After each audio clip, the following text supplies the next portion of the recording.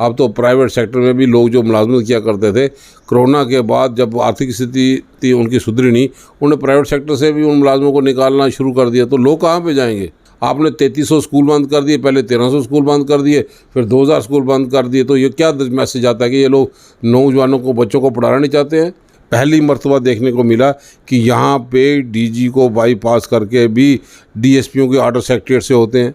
World level का जू जो पुराने टाइम में पैसे दिया, कहाँ पे वो है? कांग्रेस तैयार है यहाँ पे जम्मू कश्मीर में इलेक्शन के लिए? कांग्रेस तो जमहूरियत में विश्वास करती है, कहीं भी चुनाव से भागे नहीं। भाजपा का कहना है आपकी बार 50 के पार, कांग्रेस का क्या कहना है इसका? और भाजपा अपने दिन को भी सपने देख के तो देखते रहे, इनकी ज़मानतें जब्त होंगी जनाब। जो जम्मू कश्मीर में कांग्रेस है इस टाइम, वो ऐसे क्या मतलब अपोजिशन को घेरने के लिए कोई रणनीति है जिसके तहत कोई मुद्दा तो होना चाहिए? मुद्दे की बात नहीं है, मुद्दा क्या कम है? क्या बेरोजगारी चरम सीमा पे हो गई है हिंदुस्तान में? रियासत का दर्जा तोड़ने की बात मैनिफेस्टो में बीजेपी नहीं की थी। हिंदुस्तान में कहीं रियासत नहीं तोड़ी गई, यूटी से रियासत बनती देखी है। वो तो पुरानी बात हो गई है, मगर मैं आपसे ये पूछना चाहता हूँ, दफा 370-35 है, इनका कहना ये है कई पार्टियों का, चाहे जम्मू कश्मीर की पार्टी हो चाहे बाहर की, जम्मू कश्मीर का, यहाँ आज़ाद साहब ने पिछली बार बोला जम्मू कश्मीर में जो दफ़ा 370 और 35 है, इसको तो पहले ही ख़त्म किया जा चुका है। पहले प्रेसिडेंट था, वज़ीर आज़म था, वो तो कांग्रेस की हुकूमत में ही ख़त्म हो चुका है। ये तो आखिरी कील उन्हें। अब तो ये सुप्रीम कोर्ट का मसला है। ये बोलते हैं भाई हमने इतना बड़ा हादसा कर दिया, तो पीठ थपथपाते हैं लखनपुर के पार वाले आदमी। जम्मू कश्मीर के लोगों को पूछो, क्या 285 लोगों ने यहाँ पे ज़मीनें खरीद ली? कहाँ कहाँ खरीदी? वाइट पेपर होना चाहिए। सब लोग जम्मू में कोई प्राइवेट इंफ्रास्ट्रक्चर यहाँ पे खड़ा नहीं होया, कोई इन्वेस्टर यहाँ पे इन्वेस्ट करने के लिए नहीं आया। यहाँ पे ज़मीनें कितनी, जम्मू के लोगों की ज़मीनें घर में बैठ के छीनी जा रही हैं।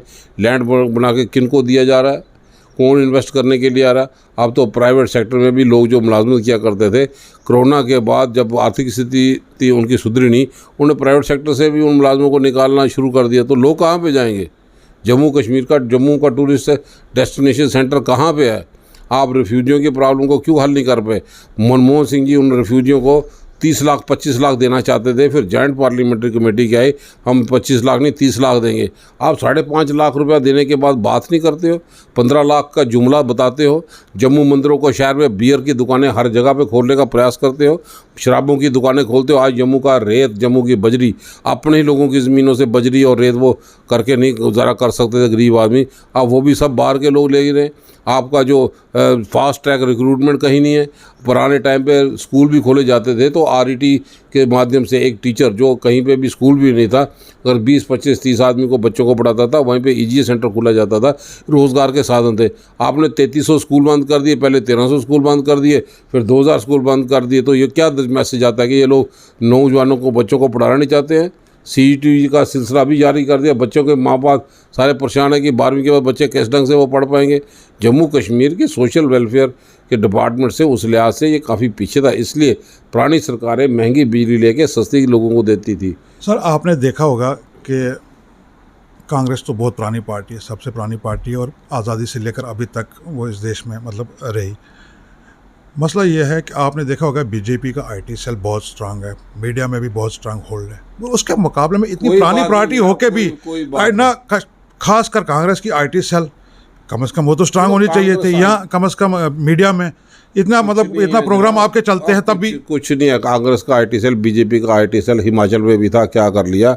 अब कर्नाटक में देखेंगे क्या कर लेंगे। अब छोटी छोटी चीज़ें नहीं, बाद में देखो जम्मू कश्मीर में अलग लोगों की पोजीशन है। यहाँ पे आईटी सेल को बॉर्डर में रहने वाला होगा, किश्तवाड़ रहने वाला हो, दूर दराज इलाके में, वो कहाँ पे आईटी सेल करेगा? जहाँ पे आपने 4G 5G में महरूम नौजवानों को यहाँ पे रखा, लोगों को रखा, तो कहाँ पे ये बातें करते हैं। लोग ज़मीनी सतह पे समझते हैं कि लोगों को कहीं पे राहत नहीं है। लोगों को राशन डिपो में भी कितना महंगा चीज़ें लेनी पड़ती हैं और कहीं पे राशन है ही नहीं। आप विडो पेंशन कम कर देते हो, बीपीएल पेंशन करते हो, ये क्या कि जनाब राशन कार्ड में आपका बीपीएल है कि नहीं, दूसरी चीज़ें हैं कि नहीं, लेकिन वहाँ पे भी राशन कार्ड को अपडेट नहीं किया जा रहा।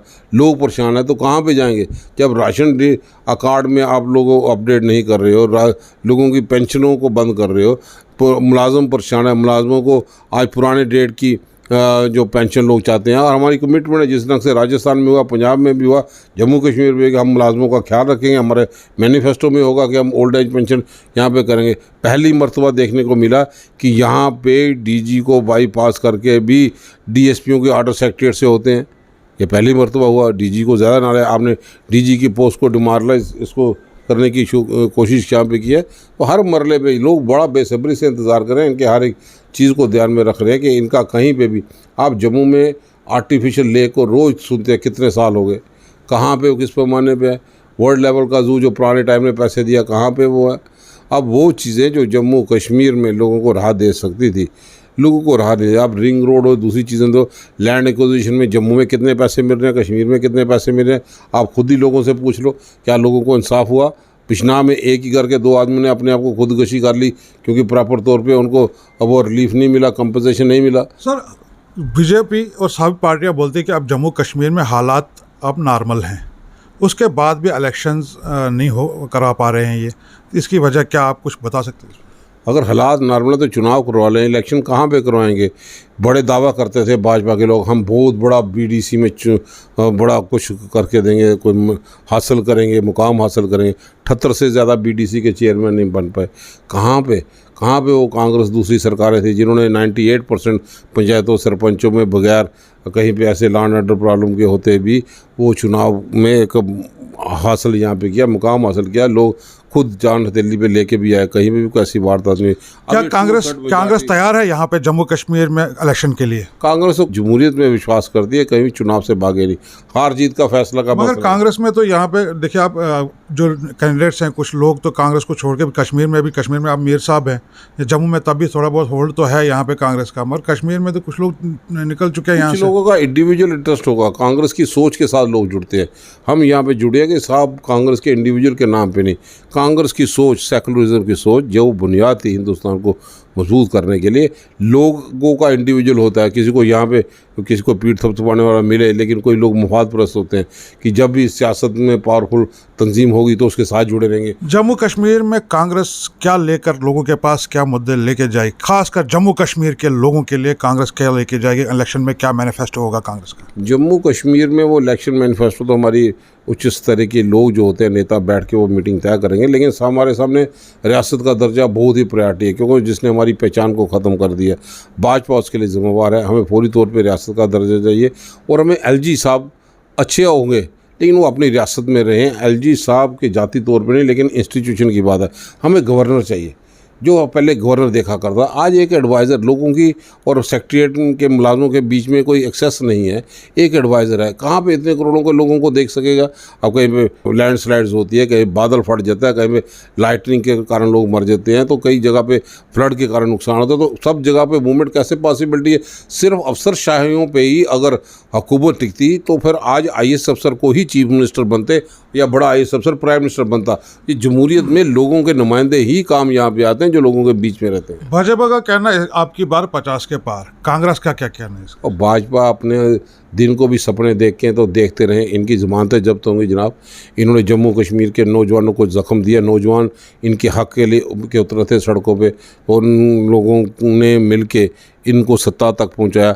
आज जब नौजवान रोज़गार की बात करते हैं तो उनको पकोड़े बनाने की सलाह देते हैं, और पकोड़े भी अब वो कैसे बनाए? गैस सिलेंडर की कीमत इतनी होगी, सरसों का तेल की कीमत है, अब वो पकोड़े भी नहीं बनेंगे। तो नौजवान आज समझ चुका है, बड़ा बेसब्र। आप अगर किसी जगह पे जाओ जिस दिन से कैजुअल लेबर को रेगुलाइज नहीं किया, हमारे जितने भी मुलाजिम रिक्रूटमेंट स्कैम निकले तो सारे जम्मू कश्मीर में भाजपा की इस डबल इंजन की सरकार में निकले। किंग पिन कौन है? भाजपा चुप क्यों है? ये छोटे मुलाजिम पकड़े जा रहे हैं, किंग पिन तो कोई होगा। कौन सी एजेंसी है जिसके माध्यम से पेपर लीक हुए? भाजपा उस जगह तक पहुँचे, एजेंसी उस तक पहुँचे, खामोश क्यों हो जाती है?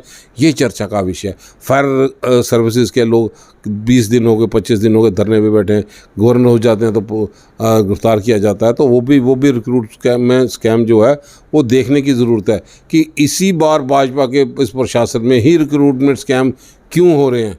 क्यों एक ही एजेंसी को, अगर सब लोग मिलके नौजवानों के साथ आवाज़ नहीं बुलंद करते? वो एपटेक जैसी स्कीम का क्या रिश्ता था SRB के साथ, लोग जानना चाहते हैं। विपक्ष इकट्ठा हुआ, लेकिन मैं फिर भी श्रेय उन नौजवानों को, स्टूडेंट्स को दूंगा जिन्होंने एक तरफ हो गए अपनी आवाज़ को बुलंद किया, विपक्ष भी उनके साथ खड़ा हो गया। हम भी साथ उन नौजवानों के साथ खड़े हैं और आने वाले दिनों में कि रियासत का दर्जा हमें वापस मिले, जहाँ पर चुनी हुई असम्बली बन पाए और गवर्नर साहब को वहाँ पे नियुक्त कर दें जिसके पास पूरी पावर हो। जम्मू कश्मीर चारों तरफ से बॉर्डर के साथ से गुजरा है। जम्मू कश्मीर एक राजस्थान या दिल्ली की तरह ये सब रानी रियासत नहीं रही है। इधर से पाकिस्तान है, इधर से चाइना है, इधर से पाक ऑक्युपाइड कश्मीर है। हमारा भी मुद्दा यहाँ पे रहता है कि किसी ढंग से अगर ये सरकार आएगी जिस ढंग से पाकिस्तान ऑक्युपाइड कश्मीर में कब्ज़ा है, हमारे लोगों ने पार्लियामेंट किया है, तो हम सब लोग उन लोगों के साथ यहाँ पे खड़े हैं। लेकिन सबसे ज़्यादा ज़रूरी है कि जम्मू कश्मीर के लोगों को अपने पाँव पे खड़ा होना, उसके लिए बंदोबस्त करना, इकनॉमिकली उनको मजबूत करना। अब ये झूठ वाले सांसद मिल गए हैं। एक सांसद तो पार्लियामेंट में बोलता है जनाब मेट्रो चला दी। क्या आप भी उस मेट्रो में घूम के मेरे साथ इंटरव्यू लेने के लिए आए हैं? और पार्लियामेंट में मंत्री बोलते हैं कि ऑक्सीजन के कमी के कारण कोई आदमी नहीं मरा। बहुत अच्छा होता है ये प्रशासन उन लोगों की बात रखता है जो कोरोना पीड़ित लोग थे, जिनके परिवार में उनसे वो बच्चों के ऊपर से साया उठ गया, आज दर दर की ठोकरें खा रहे हैं। उनकी पढ़ाई का खर्चा करें, उनको इकनॉमिकली 4-4 लाख जो राहुल जी ने कहा था बिल्कुल जायज़ मांग थी कि उनको वो कंपनसेशन तो दे दे, लेकिन वो कंपनसेशन की बात यहाँ पे नहीं करेंगे। अब आखिरी सवाल मेरा, अगर इलेक्शन होते हैं, कांग्रेस मेजॉरिटी में आती है, मेजॉरिटी में मिलीजुली तो हुकूमत होगी, मगर कांग्रेस किसके साथ जाना चाहेगी? कांग्रेस अगली सरकार में बहुत बड़ा रोल अदा करेगी, उसका हिस्सा होगी, यही बताता हूँ। समय आने पर अगर की बात करते हैं तो अगर जब माहौल आएगा तो वो सब पत्ते हम उस वक्त खोल कर बता देंगे। आप देख सकते हैं हिंदुस्तान में किस ढंग से विपक्ष इकट्ठा हो रहा है। कल भी खड़के साहब के साथ नीतीश जी, दूता तेजस्वी, राहुल जी, वो सब एक भाषा में। अब राहुल जी की जिस ढंग से सदस्यता रद्द की, पूरा विपक्ष इकट्ठा हो गया। भाजपा बौखलाहट में है। उन्होंने सोचा भी नहीं था कि राहुल गांधी जिसके घर में प्रधानमंत्री रहा हो, जिसकी दादी प्रधानमंत्री रही होगी, वो 4000 किलोमीटर पैदल चले। फिर भाजपा के किसी एक नेता का नाम तो बताओ जो सिर्फ धार्मिक रोटियां सेकते हैं। राहुल गांधी थे जो पैदल चल के यहाँ से वैष्णो देवी माता के दर्शन करके आशीर्वाद ले गए। वही था, माता वैष्णो देवी का आशीर्वाद उन पे है, उनके हौसले बुलंद है। या रास्ते में उतार चढ़ाव, सदस्यता होना या रद्द करना वो मैटर नहीं करता, लेकिन उन्होंने कहा है डरो मत। और आपके सामने ये भी साथी बैठा है। इसी ढंग से पूरे कांग्रेस करता डरो मत का नारा लेके भाजपा की तानाशाही हुकूमत, तानाशाही पॉलिसियों का डट के विरोध करेंगे। और विरोध वो जनहित में होगा, डेमोक्रेटिकली होगा। हम लॉ एंड ऑर्डर क्रिएट करने वाले लोग नहीं हैं, लॉ अबाइडिंग सिटीज़न हैं।